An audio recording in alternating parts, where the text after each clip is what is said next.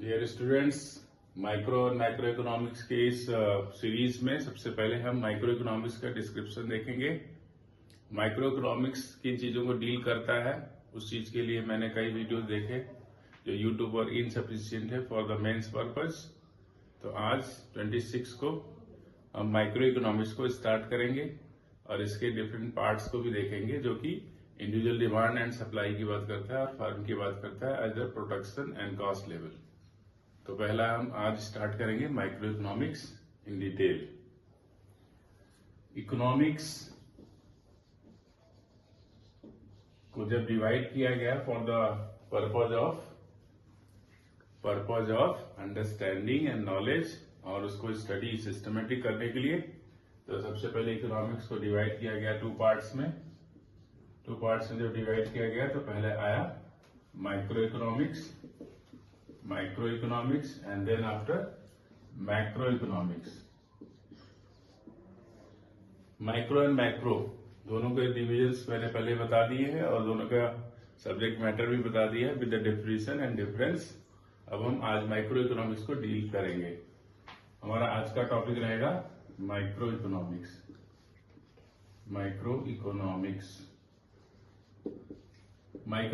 अपने नाम से ही फिक्स है कि माइक्रो की बात करता है, मतलब स्मॉल लेवल पर इकोनॉमी की बात करता है। ऐसी इकोनॉमी जिसमें हर चीज इंडिविजुअल चीज के बारे में हम करेंगे, जिसमें आ जाएगा इंडिविजुअल पर्सन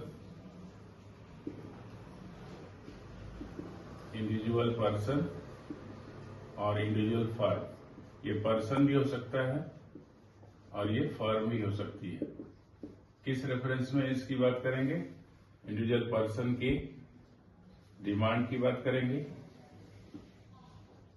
और फर्म की डिमांड की बात करेंगे।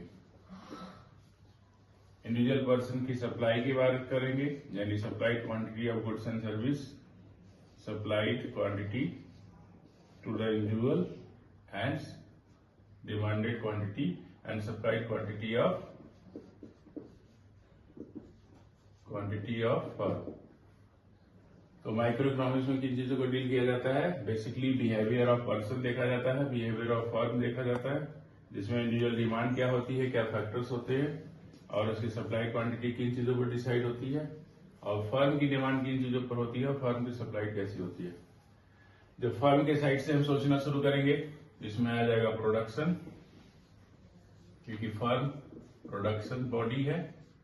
और फर्म के साइड से बात करेंगे तो फर्म की प्रोडक्शन की कॉस्ट, और उसके सेल्स की बात करेंगे तो उसके सेल्स से मिलने वाला रेवेन्यू की बात करेंगे। जब हम इंडिविजुअल की बात करेंगे, इंडिविजुअल पर्सन की बात करेंगे और उसकी डिमांड क्वांटिटी की बात करेंगे, तो उसके फैक्टर्स ऑफ डिमांड की बात करेंगे, यानी प्राइस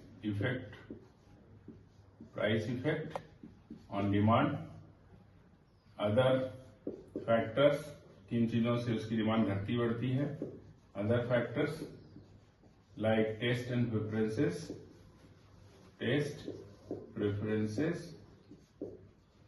प्रेफरेंसेस की बात करेंगे, और उसको सप्लाइड हुई क्वांटिटी की बात करेंगे, यानी उसको सप्लाई क्या हुआ है उसकी बात करेंगे। वो प्राइस पर काम करेगा तो higher level of in price will go for the low level of demand. इसको हम डिमांड कर्व भी बोलते हैं। जैसे प्राइस बढ़ती है वैसे डिमांडेड क्वांटिटी, यहाँ क्वांटिटी होगा और ये प्राइस इफेक्ट होगा जो कि इंडिविजुअल के लिए होगा। जैसे ही प्राइस बढ़ी रहती है तो इंडिविजुअल डिमांड कम करता है, जैसे प्राइस उससे घटती है इंडिविजुअल डिमांड बढ़ाता जाता है और ज्यादा क्वांटिटी को लेने की कोशिश करता है। ऑन द अदर हैंड, जो फर्म के साइड से सोचेंगे तो उसका ग्राफ बनेगा सप्लाई वाला। जैसे ही फर्म ज्यादा प्रोड्यूस करेगी, ज्यादा प्रॉफिट मिलेगा, तो उसके सप्लाई कर्व बनेगा, यानी जैसे प्राइस बढ़ेगा वैसे वैसे ही उसकी सप्लाई क्वांटिटी बढ़ेगी, जिससे कि उसको हर एक सप्लाई पर ज्यादा से ज्यादा मिलने लगे इनकम। इसलिए फर्म हमेशा सप्लाई कर्व को डिसाइड करती है और इंडिविजुअल डिमांड पर्सन हमेशा डिमांड कर्व को रिफ्लेक्ट करता है। इसको और आगे भी कंटिन्यू करेंगे विद द डिमांड। तो माइक्रो इकोनॉमिक्स का पार्ट है, अगर आप इसको फ्लो चार्ट की वजह से समझेंगे तो ज्यादा इजी पड़ेगा। माइक्रो का सबसे पहला जो फैक्टर आएगा वो होगा कंज्यूमर कंज्यूमर और प्रोड्यूसर, दो ही चीजें होती हैं इकोनॉमी में एज द माइक्रो इकोनॉमिक्स। एक होता है कंज्यूमर, जो कि कंज्यूमर कंज्यूम करता है फाइनल गुड्स एंड सर्विसेज को, जिसको प्रोड्यूस किया हुआ है प्रोड्यूसर ने। तो इसको इस तरह से हम एरो बना करके समझ सकते हैं। इस एरो में ये डिसाइड होता है कि what ever the producer produce, क्या प्रोड्यूस करता है, वो प्रोड्यूस करता है गुड्स एंड सर्विसेज।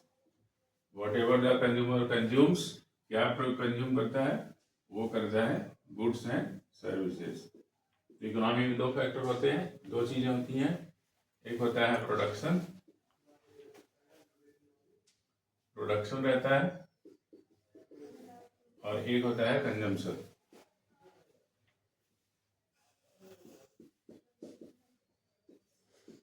अब इसको हम रिवर्स करके देखें और ज्यादा समझने के लिए। जो कंज्यूमर है, जो इंडिविजुअल है, वो अपनी सर्विस भी प्रोवाइड करता है प्रोडक्शन में। तो इस तरह से एक और ज्यादा फ्लो चार्ट बन रहा है कि कंज्यूमर एज ए कंज्यूमर जब वो इंडिविजुअल रहता है तो वो एक फर्म में जाके प्रोडक्शन भी करता है। यहाँ वो क्या करता है, सर्विसेज प्रोवाइड करता है, सर्विसेज प्रोवाइडर होता है, सर्विसेज प्रोवाइड करता है। उसके बदले में प्रोडक्शन क्या करता है, उसको पेमेंट देता है, यानी उसके बदले में उसको पेमेंट मिलती है, और यही पेमेंट उसके लिए कंज्यूमर के लिए क्या हो जाती है, इनकम हो जाती है। और इसी इनकम का यूज करके करता क्या है, कंजम्पशन करता है। तो एक प्रोड्यूसर क्या है, जो प्रोड्यूस करता है गुड्स एंड सर्विसेज को, उसकी प्रोडक्शन एक्टिविटी होती है। वो प्रोडक्शन जब करता है उसी समय कंज्यूमर उस चीज को कंज्यूम करता है, लेकिन कंज्यूमर उसके लिए इनकम चाहिए। इनकम के लिए एज ए इंडिविजुअल वो पर्सन काम करता है, और वो प्रोडक्शन में एक पार्ट बनता है, और जो पार्ट बनता है तो उसको क्या मिलती है, वेजेस। यही वेजेस उसको बाद में इनकम में जनरेट हो जाती है, और वो इनकम से इन चीजों का कंजम्पशन करने के लिए पेमेंट दे देता है। तो एक तरह से उस इंडिविजुअल ने यहाँ सर्विस प्रोवाइड करी जिसमें प्रोडक्शन हुआ, उस सर्विस के बदले में उसको वेजेज मिला, इन वेजेज को कन्वर्ट किया उसने पेमेंट में, और पेमेंट किस लिए किया, जो चीजें उसने फर्म के प्रोड्यूस को यूज करने के लिए उसने इन चीजों को खरीदा था, और उसके बदले में वो कंजम्पशन को चार्ज देता है, और उसको पेमेंट बोलेंगे। इस तरह से सर्किल चलता रहता है। एक साइड से इनकम जनरेट होती है, एक साइड से इनकम जाती है, एक साइड से प्रोडक्शन होता है, गुड्स एंड सर्विस जाता है, और प्रोड्यूसर को अपने फैक्टर्स ऑफ प्रोडक्शन के लिए पैसे मिलते रहते हैं। अब हम देखेंगे कि जो वो कंजम्पशन करता है तो वो तीन चीजों का कंजम्पशन करता है। या तो गुड्स एंड सर्विस रहती है, goods and service, G for goods, S for services. अगर गुड्स हैं तो गुड्स कितने वैरायटी की होती हैं, गुड्स को हम लोग देखेंगे कौन कौन सी गुड्स की वैरायटीज है। तो सबसे पहले देखेंगे क्या गुड्स किन चीजों को कहते हैं, तो उसको बोलेंगे durable goods. Durable goods, durable goods में क्या आएगा, अगर एक स्कूल का एग्जांपल ले लें तो उसकी डेस्क, बेंच, उसकी और जो भी चीजें हैं जो एक साल या एक साल से अधिक समय तक चलती रहती हैं। दूसरी है नॉन ड्यूरेबल गुड्स, ऐसी चीजें जो चीजें ज्यादा दिनों तक नहीं चल सकती, नॉन ड्यूरेबल गुड्स। और नॉन ड्यूरेबल गुड्स में आ सकता है आपका vegetables, milk and milk products. ऐसे ही बहुत सारे एग्जांपल हैं हमारे डेली लाइफ में जिसको हम नॉन ड्यूरेबल गुड्स बोलेंगे। अब ये पेरिशेबल गुड्स भी बोला जाता है, इसको हम दूसरा तरीके से क्या बोल सकते हैं, पेरिशेबल गुड्स, यानी बहुत जल्दी खराब होने वाली चीजें। और उसके बाद है एक और गुड्स जिसको बोलते हैं semi durable goods. Semi durable जिसकी लाइफ कम से कम 5-6 महीने हो और वो चले, तो सेमी ड्यूरेबल गुड्स में आएगा। जैसे हम लोग शूज यूज करते हैं, जैसे हम लोग कपड़े यूज करते हैं, इन सब चीजों को हम सेमी ड्यूरेबल गुड्स बोलेंगे। तो आपको डिमांड पे जाने के पहले मुझे ये बताना था कि गुड्स कितनी वैरायटी की होती है, durable goods, non durable goods, semi durable goods. Durable goods में क्या क्या आएगा, फर्नीचर, फिक्सर्स या लॉन्ग लाइफ वाली चीजें, लॉन्ग लाइफ गुड्स भी बोलते हैं इसको। लॉन्ग लाइफ गुड्स जिसको कंज्यूमर कंज्यूम करता है और प्रोड्यूसर उसको बनाता है। इसको भी प्रोड्यूसर बनाएगा, इसको भी बनाएगा और इसको भी बनाएगा, लेकिन वो चीज़ें टाइम लिमिट के हिसाब से, यूज के हिसाब से अलग अलग हो जाती है। और इसको अंडरस्टैंडिंग करने के लिए हम लोग गुड्स की वैरायटी को 3 पार्ट में डिवाइड करते हैं। जब कंजम्पशन की बात आई, कंजम्पशन की जब बात आती है, गुड्स एंड सर्विस की बात आती है, तो इनकी डिमांड कौन क्रिएट करता है? डिमांड। आज हमारा मेन टॉपिक ये भी हो जाएगा, demand. What is demand? Demand is the required of the goods and services, जो जरूरत होती है उन चीज़ों को हम डिमांड बोलते हैं। लेकिन तब तक डिमांड नहीं बोलेंगे जब तक उसके लिए हमारे पास सफिशिएंट अमाउंट में परचेज करने की कैपेसिटी ना हो। तो डिमांड कब होगी कोई भी चीज़? जब वो खरीदी जा सके, यानी परचेज की जा सके।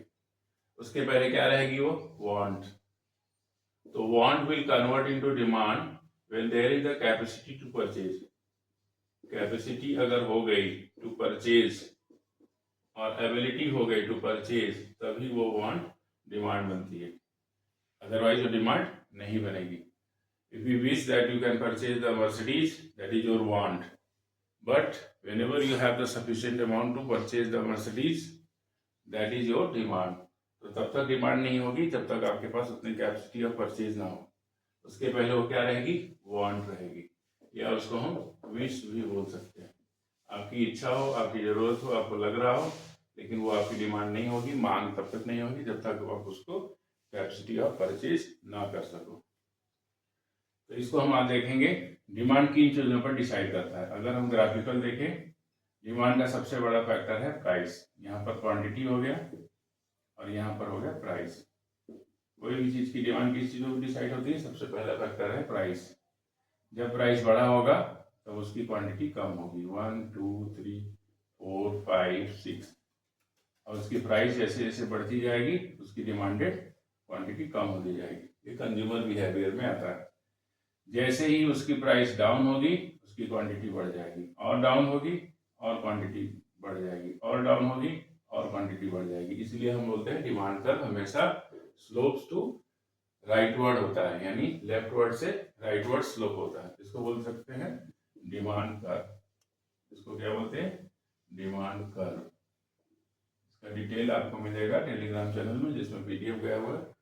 आपको डिमांड कर्व और डिमांड कर्व डिमांड किन चीजों से डिसाइड होती है। तो अब हमारा आएगा नेक्स्ट फैक्टर, किन चीजों से फैक्टर होता है, किन चीजों का फैक्टर बनता है जिससे डिमांड कम या ज्यादा हो सकती है। तो सबसे पहले आएगा प्राइस।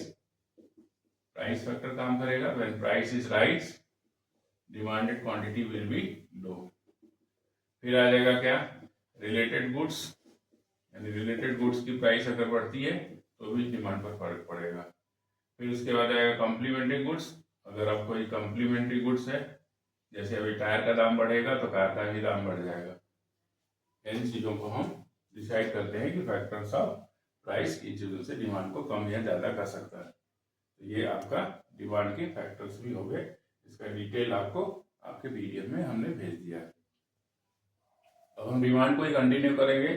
तो डिमांड को कंटिन्यू करने में हमको पता होना चाहिए कि डिमांड के लिए क्या क्या टाइप है, उसके डिमांड की टाइप। तो एक टाइप है इंडिविजुअल और एक है market. Individual demand, individual demand, individual demand जो हमारी आपकी अपनी डिमांड है या फर्म डिमांड है। तो यहाँ हम लिख सकते हैं ब्रैकेट में पर्सन्स डिमांड और फर्म्स डिमांड। इंडिविजुअल फर्म भी हो सकती है और इंडिविजुअल पर्सन भी हो सकता है। तो इंडिविजुअल डिमांड को आप पर्सन या फर्म दोनों के रेफरेंस में ले चलेंगे। दूसरा है मार्केट डिमांड। मार्केट डिमांड किसको बोलेंगे? एक समय में इकोनॉमी में in one time at one point of time when all individual demands are assembled and they will create the aggregate of the total market demand, इसको बोलते हैं मार्केट डिमांड। तो मार्केट डिमांड को आप नॉर्मली कैसे समझ सकते हैं? Individual demand 1 plus individual demand 2 plus individual demand 3, इस तरह से आप इनको पूरा एट ए टाइम इकोनॉमी में सभी इंडिविजुअल डिमांड का एडिशन करेंगे तो मार्केट डिमांड में कन्वर्ट हो जाता है। इंडिविजुअल डिमांड का कर्व कैसे होता है उसको देख लीजिए। इंडिविजुअल डिमांड का कर्व हमेशा जैसे मैंने बताया प्राइस फैक्टर को लेकर चलता है और वो डिसाइड करता है जैसे प्राइस घटेगी वैसे ही उसकी डिमांड भी बढ़ती जाएगी। इस तरह से आप उसको आप इंडिविजुअल डिमांड के कर्व को बना सकते हैं, जिसमें यहाँ पर क्वांटिटी रहेगा और यहाँ प्राइस फैक्टर रहेगा। मार्केट डिमांड क्या है? Market demand addition of all individual demand है। डिमांडेड क्वांटिटी 1, 2, 3, 4 इस तरह से सारी डिमांड ऐड होती जाएगी तो वो मार्केट डिमांड में कन्वर्ट हो जाएगी। इसको बोलते हैं मार्केट डिमांड। जो भी प्राइस फैक्टर भी इस पे काम करता है।